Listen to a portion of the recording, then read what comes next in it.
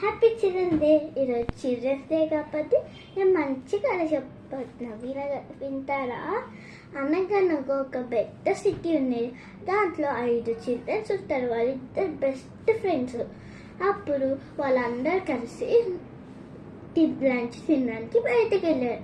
అక్కడ లంచ్ అన్నారు ఏమనుకున్నాం, అందరూ సేవ్ చేసుకున్నాం, పార్టీ చేసుకున్నాం అనుకున్నారు. అప్పుడు 5 చిల్డ్రన్స్లో 4 ప్లేస్ ఉంది.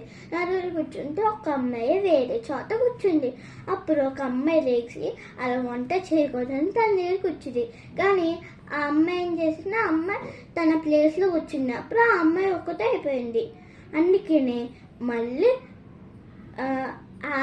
4 చిల్డ్రన్స్గా 3 చిల్డ్రన్స్ వచ్చి తన పక్కన కూర్చున్నారు. ఇంకా తన ప్లేస్ లేదు.